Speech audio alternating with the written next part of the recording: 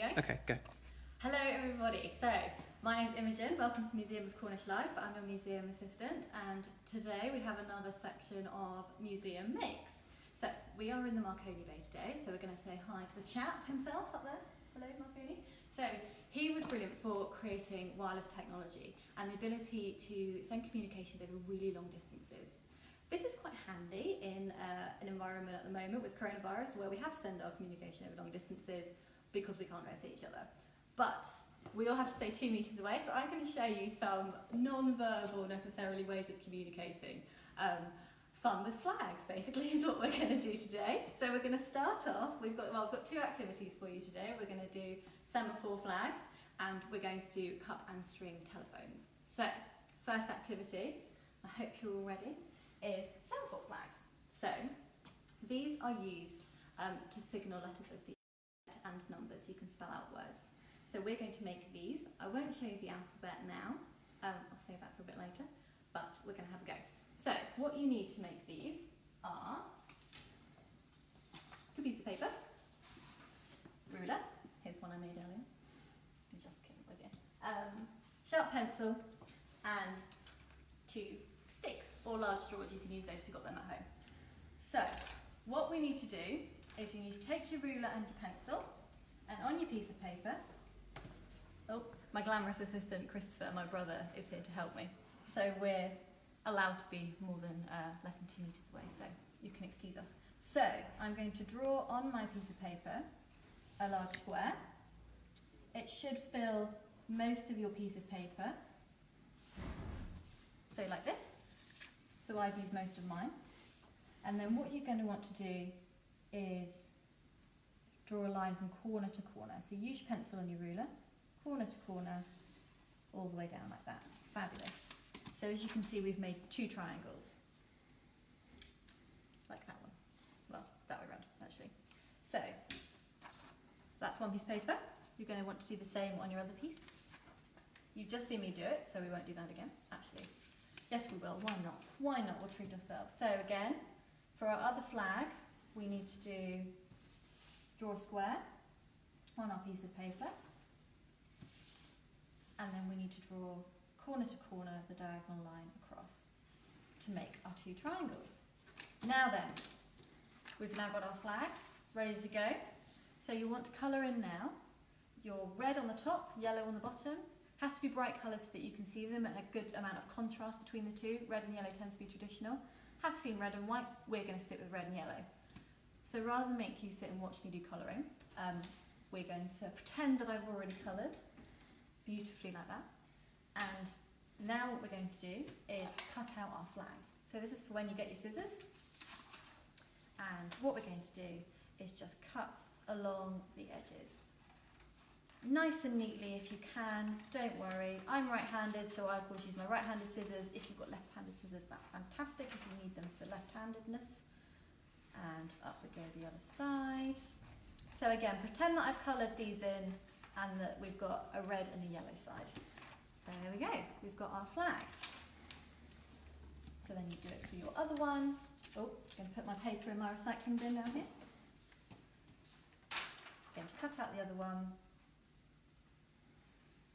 Nice and carefully. There we go. Let's do the other side. This bit should be nice and simple for you. But take your time, we don't want any cut fingers. Right, so I've got my 2 flags cut out. Again, remember, we're pretending these are red and yellow. We want to make this lovely little number here.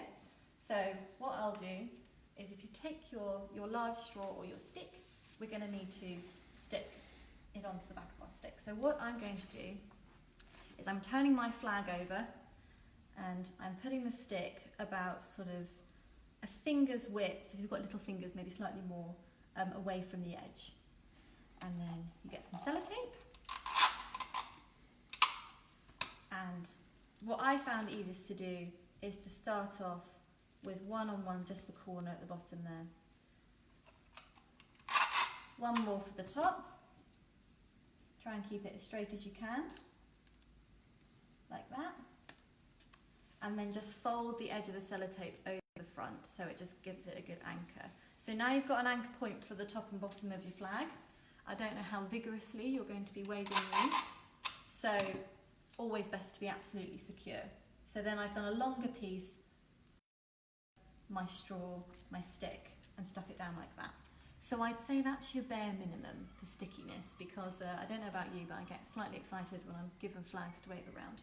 So that's that one. So your flag should look something. I've double-sided mine because I'm terribly advanced and I had time earlier to practice. So I double-sided mine, so you can see my sellotape along the top and along the bottom, and then I've done 2 along here to keep it nice and secure. All right? So we'll fast forward, repeat all that again. We've got our flag attached there, pop that one down, leaving us with 2 beautiful flags. Yours are going to be very nicely coloured in, and I confess I cheated a little bit and I printed these out, but will forgive me for that. So I'm going to tidy this away. Always important to keep your workspace tidy, something I've learnt over the years. So I'm just going to roll that up and pop that down here out of the way. So we have 2 beautiful semaphore flags, and what we do is we use them to spell out the alphabet. I'm not going to go through the whole alphabet with you because I do want to crack on to our next activity, but we're going to start at the very beginning, as we all know a very good place to start, with A, B, C. So let me just check to make sure I'm getting this right. So A is this one, B, C, and we'll do D for a bonus. All right? So what I'm going to do is I'm going to attach the instructions, and I'm going to attach the alphabet, the semaphore alphabet, to this video and put it on our website. If you're desperate to do it now, a quick Google search will bring you up one, and so then you can have a go at spelling out hello, your name, any message you like. But we'll just do hi quickly. So I'm going to do H, which is this one, and then I up here. Said hi to you by semaphore, which isn't that rather lovely? So pop these down. Oh, before I do, I'm going to give you quick instructions for your game that you're going to play with these. So you need a partner. I mean, my handy brother over there is currently filming, but let's pretend he's not. So what you need is your person with your flags and a copy of the alphabet. And then you need a person with pen and paper and a copy of the alphabet, somewhere where they can see you.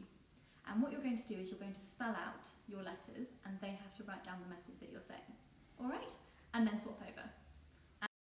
We'll just have a go. With practice, it does get a lot easier. You won't have to keep looking at your sheet like I do, so you'll be able to show me up after a while. So I'm going to pop these away because it's time to move on to our next activity, which I'm particularly excited about.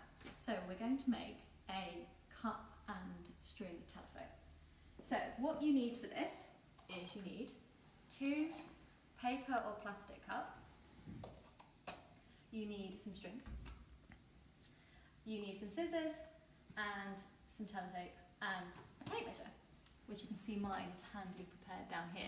This is showing 2 meters, so this is how far away we actually have to stand from each other with coronavirus sort of behaviour, isolation, that kind of thing. So 2 meters is actually quite far. So 2 meters is going to be our distance today for our string telephone. You can use different lengths of string, but 2 meters is a good start. Right, so what you need to do to start with is cut a long piece of string. So, as I said, 2 meters is I've already measured out on my handy little tape measure here. Yeah, I don't wish to brag about it, but I once got it in my Christmas stocking. Father Christmas gave me a really handy present. So, there's my 2 meters. So what I'll do is I'll cut the string here, and I've made my distance. I prepared one earlier, so I'm not going to waste string. I'm going to pop that back in here. So, we've got our length of string. Now we take our cups, and what you want to do is you want to use the end of your sharp pencil to very carefully poke a hole in the bottom of your cup. Okay? You might break the lead, so take it easy. Some people might find it easier with scissors, but this is definitely an adult, parent, useful adult kind of situation that you want now. So use the sharp end of the scissors to just poke through the cup. Okay? Just be careful with it, we don't want any sore fingers. So you're going to have 2 nicely poked holes in cups. That made absolutely no sense whatsoever, but we'll roll with it. Here's the one I prepared earlier. Now, so there's my string. And what I'm going to do is I'm going to ask Christopher very nicely if he'll come up closer so I can show him how this works. So there's the hole in the bottom of my cup, and what you do is you thread your string through. So you pull it through like that. Leave enough though so you can tie a little knot. So as I did earlier there, so very easy, just maybe round your finger. If you're struggling, maybe get somebody to help you. So we're just going to tie a knot in there like that, and then pull the string through. All right, that's one end. Now, if you're worried about the security of your cup end and your string, you can use a paper clip to anchor it. So I've got a spare one here. So what I found easiest to do when I was practicing this earlier is, if I can get hold of it, give it a wiggle. There we go. What I found easiest to do was to take the end of my string and poke it through the sort of where the paper would normally sit, so through there, and just wrap it round so it was nice and tight. And that made a really good anchor point for my string. So then I just pulled the string back through the hole like that. All right, so now you've got your two ends of your telephone. Now this is really clever how this works. So what you've done is what you need to do is you have one person one end, one person the other, one person with it to their ear, and one person who speaks into it. And you need to keep the string between the two really nice and tight. Not so tight that you pull the string out the other end of the cup, because that won't work at all. Nice and tight, nothing touching it. Because what happens is, how this works, is when you speak into your cup, your voice creates sound waves which travel through the air into the cup. When they meet the string at the end, they turn into vibrations, which go along this tight string, which vibrate along the string, reaching the other end of the cup, and when they meet the air inside the cup here, they turn back into sound waves, so they vibrate the air, and that goes into it, and so you can hear each other. How clever is that? So, obviously, so this is 2 meters, this distance, just over actually with my prepared string. So what you need to do, nice and tight, nothing touching it to make the connection. Again, don't pull it out the bottom of your cup, nice and tight, and then one person talk quietly, otherwise you're going to cheat because they'll be able to hear you, but you should be able to hear each other really well. Okay, so have a go at that, and that should be rather good fun. Alright, so that is our string telephone cup. As I said, I'm going to attach the instructions to this video, and they'll be on our website so that you can have a go later on if you need a bit more help.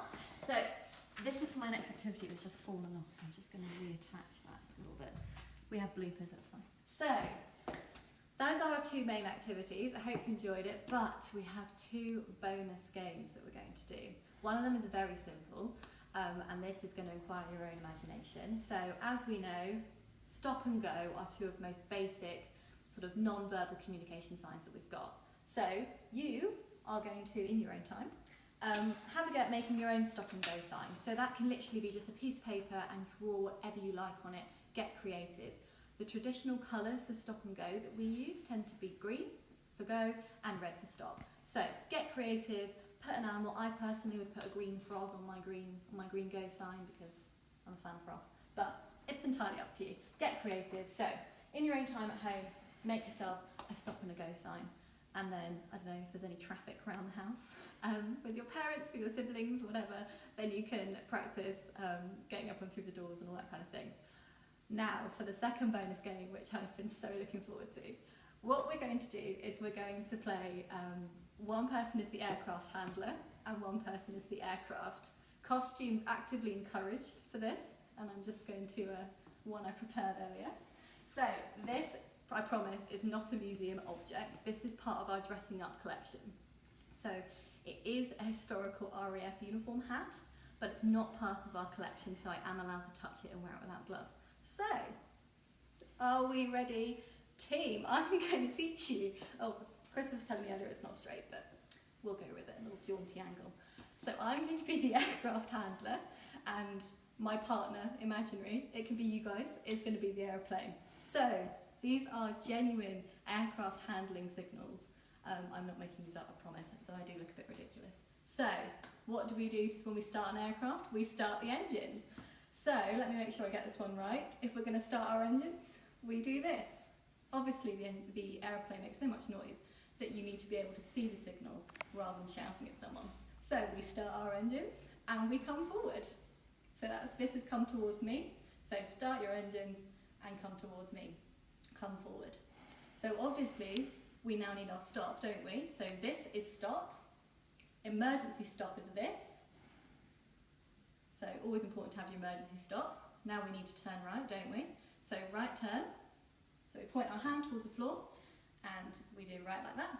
And left turn is the other way. We need cut engines. So cut engines is slightly, I don't know, like this. Cut engines. You can be very dramatic about it if you like. Cut engines. And then this is all clear. So all clear, A-OK. A little bit of a flare there, the OK. I don't think that's actually right, but that's all OK. And then this is pull chocks out, and this is pull chocks in. Push chocks in, pull chocks out. All right? So everybody, start your engines and let's go. So what you need is someone to be your aircraft, somebody to be your aircraft handler, have a go, and swap round at the end. Any of you who are Blackadder fans, I'm going to be Baldrick and I'm going to be the Sopwith Camel. But it's up to you how you'd like to be your aeroplane. Perhaps the traditional wings out might work for you fine. But anyway, I'm going to take this off. Hopefully I haven't got hat hair, but never mind. Thanks so much for joining me. So we've made semaphores. So we've got our fun with flags. As I said, I'll attach the alphabet to this video so that you can have a proper go. We've made our string and cut telephone. Remember, key rule for this is a string nice and tight, nothing touching anything, not touching anything. And have a go at your own stop and go sign, and then have a go with the bonus game of being an aircraft handler and an aircraft as well. I hope you've had fun. I've had an absolutely lovely time doing this. Keeping everybody cheerful and smiling as much as we can here at the Museum of Cornish Life. Coronavirus, it's a tough time for us all, but we will all get through it. So thanks so much for joining me. Big hello to everybody watching at home, and yep, tune in again for a few more museum makes. So that's it from me, guys, pals and gals, and I'll see you very soon, I'm sure.